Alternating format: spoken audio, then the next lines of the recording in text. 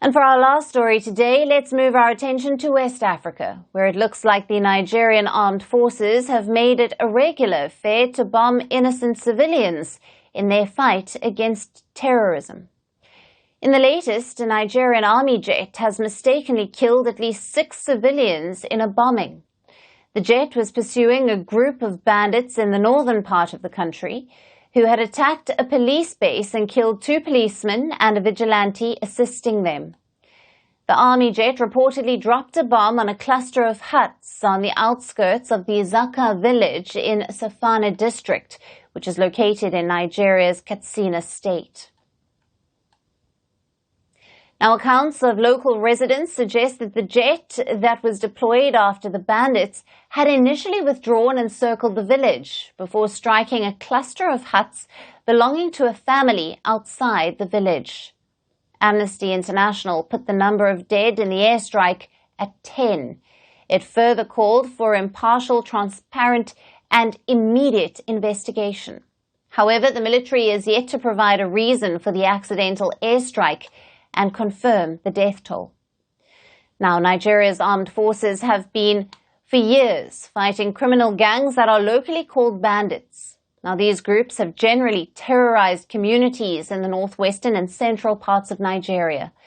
They raid villages, kill or abduct residents for ransom, and burn homes after looting them.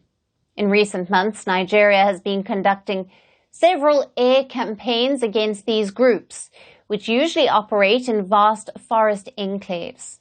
But unfortunately, some of them have hit innocent civilians.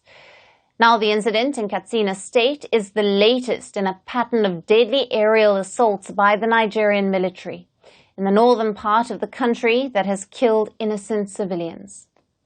In January, a military airstrike killed at least 16 people in the northwestern Zamfara state, after an army jet mistook local vigilantes for criminal gangs. Then in December last year, a military jet killed 10 people and wounded 6 others when it hit 2 villages. While bombing positions of Lakurara jihadists in the Sokoto state. In September of 2024, an airstrike in the Kaduna state killed at least 24 people. And then in another airstrike in December of 2023, a military jet bombed the Turunberi village in the northern Kaduna. More than 120 people were killed in that airstrike. Now, reports suggest that since 2017, the military airstrikes have killed about 400 civilians in Nigeria. The accidental airstrikes have raised significant concerns among human rights groups. They have called on the Nigerian military to review their procedures. The military, in turn, says that it takes necessary measures to avoid accidents like this. Yet the accidental airstrikes have continued and have become a regular affair in Nigeria, killing scores of innocent civilians. For how long will the Nigerian people be collateral damage in the West African country's fight against terrorism?